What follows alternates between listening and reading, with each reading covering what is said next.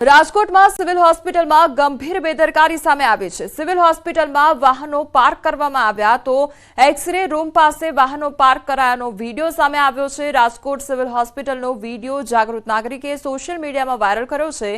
Civil હોસ્પિટલની લોબીમાં scooter park કરવામાં આવ્યા છે। દાહોદ જિલ્લામાં દિલ્હી મુંબઈ કોરિડોર હાઈવેથી અસરગ્રસ્ત ખેડૂત આગેવાનો દ્વારા મીટિંગ યોજવામાં આવી। વસ્તી મુકામે ખેડૂતોની મીટિંગ યોજાઈ હતી। લેખિતમાં બાહેધરી આપવા છતાં કામગીરી નહીં શરૂ કરાતા ખેડૂતોની મીટિંગ યોજાઈ। સમય મર્યાદા પૂર્ણ થઈ ગઈ હોવા છતાં હજી સુધી કામગીરી નહીં કરાતા ખેડૂતોમાં રોષ વ્યાપ્યો છે। 17માંથી 16 માંગણીઓ તંત્ર અને હાઈવે ઓથોરિટી દ્વારા મંજૂર કરવામાં આવી હતી, ત્યારે આવતીકાલે પ્રાંત અધિકારીને કામગીરી બાબતે આવેદનપત્ર આપી ચીમકી ઉચ્ચારવામાં આવશે।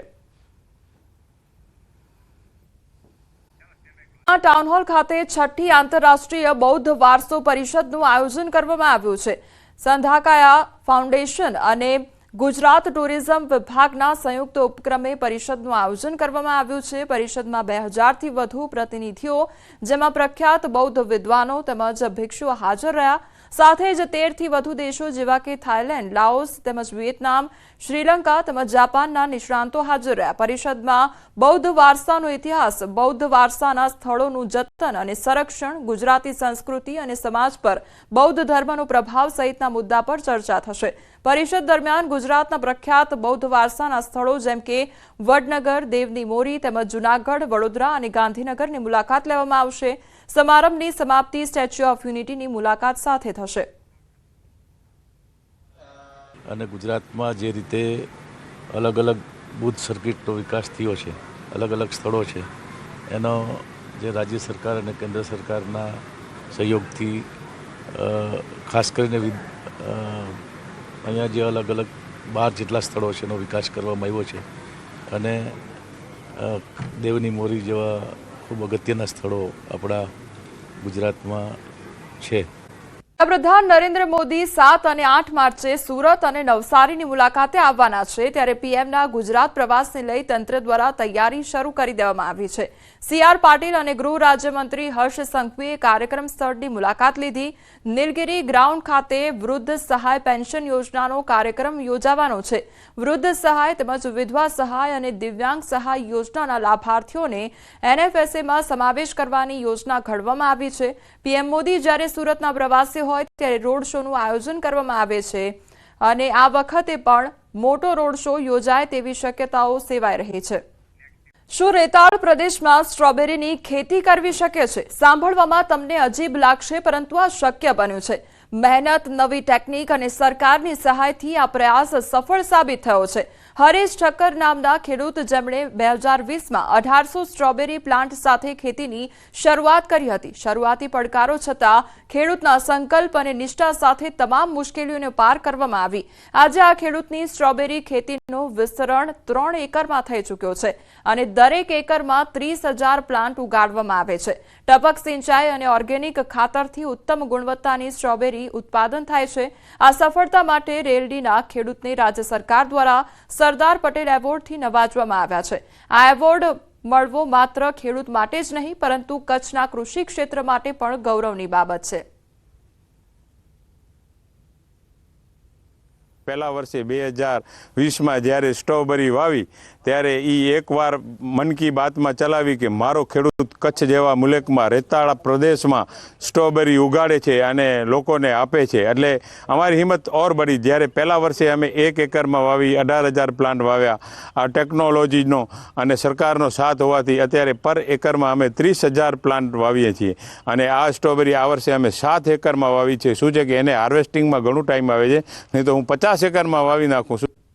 અખિલ ભારતીય રાષ્ટ્રીય કિસાન સંઘ દ્વારા વિશાળ રેલીનું આયોજન કરવામાં આવ્યું છે। વિવિધ રાજ્યોના હજારો ખેડૂતોએ 300 જેટલા ટ્રેક્ટરમાં બેસી રેલી યોજી હતી। બનાસકાંઠાની દાંતીવાડા કૃષિ યુનિવર્સિટીથી પાલનપુર સુધીની 30 કિલોમીટર લાંબી રેલી યોજવામાં આવી। અખિલ ભારતીય કિસાન સંઘ દ્વારા ત્રિદિવસીય પ્રાકૃતિક કૃષિ તાલીમ અને અખિલ ભારતીય કૃષિ અધિવેશન 2025નો પ્રારંભ કરવામાં આવ્યો।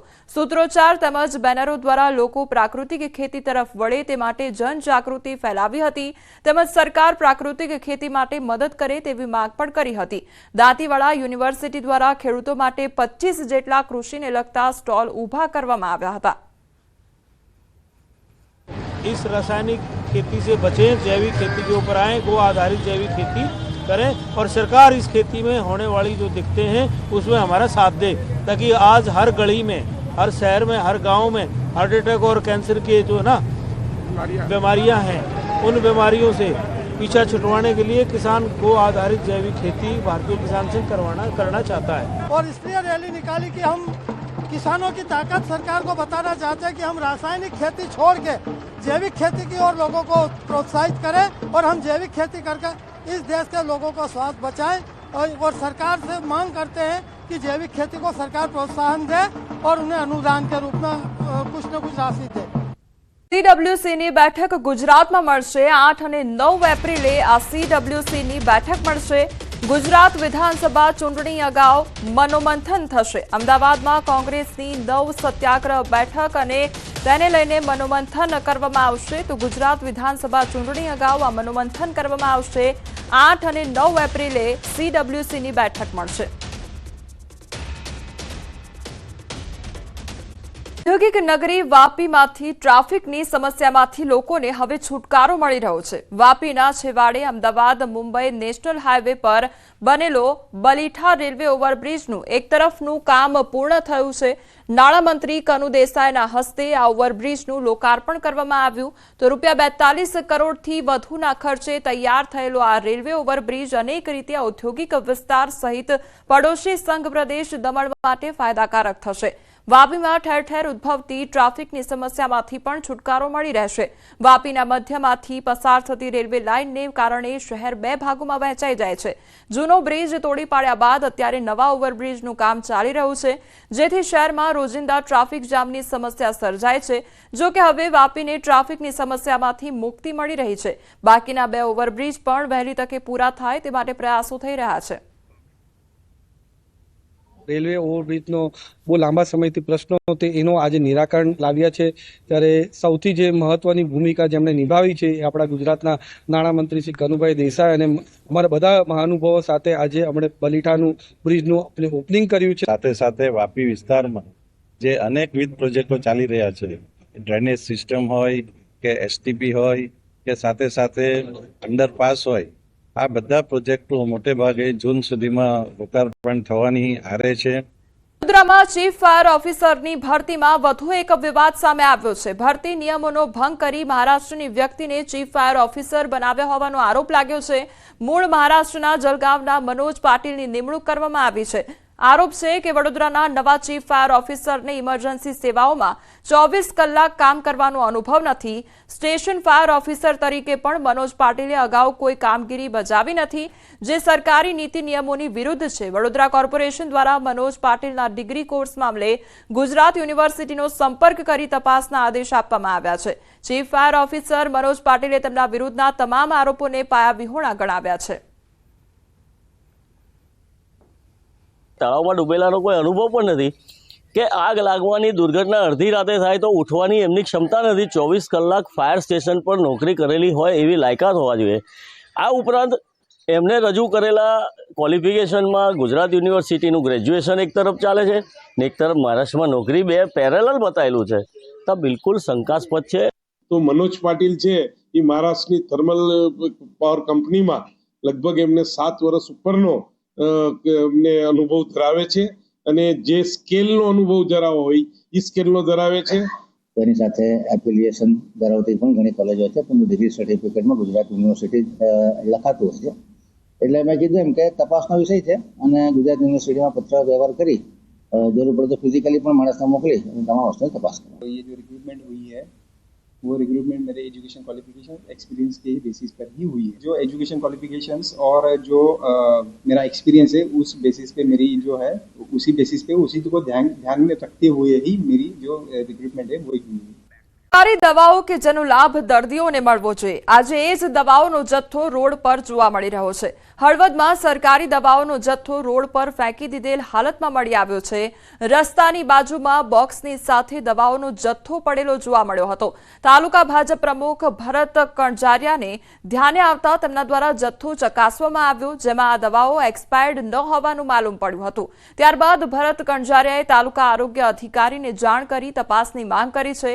દવા કોણ ફેંકી ગયું, શા માટે ફેંકી ગયું તેની તપાસ માટે રજૂઆત કરવામાં આવી છે।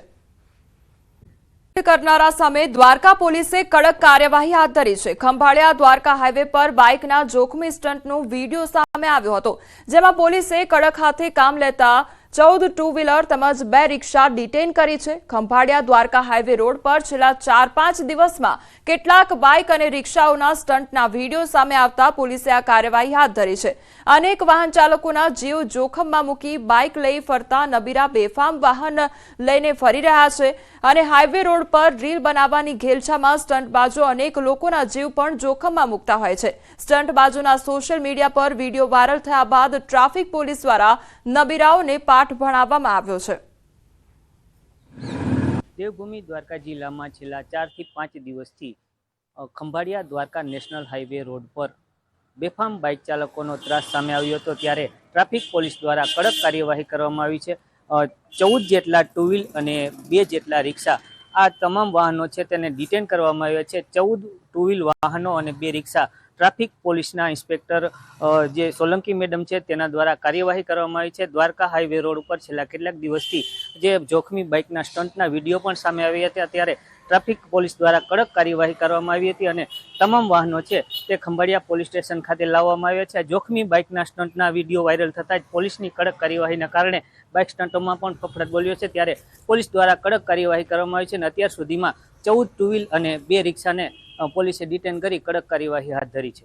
ગરમીને લઈને અંબાલાલ પટેલે મોટી આગાહી કરી છે। ફેબ્રુઆરીના અંતમાં તેમજ માર્ચની શરૂઆતમાં ગરમીમાં વધઘટ થશે તો 4 માર્ચથી ગરમીનો અહેસાસ પણ થશે, તે પ્રકારની આગાહી કરવામાં આવી છે। તો આગામી સમયમાં હવે ગરમી માટે ગુજરાતવાસીઓએ તૈયાર રહેવું પડશે।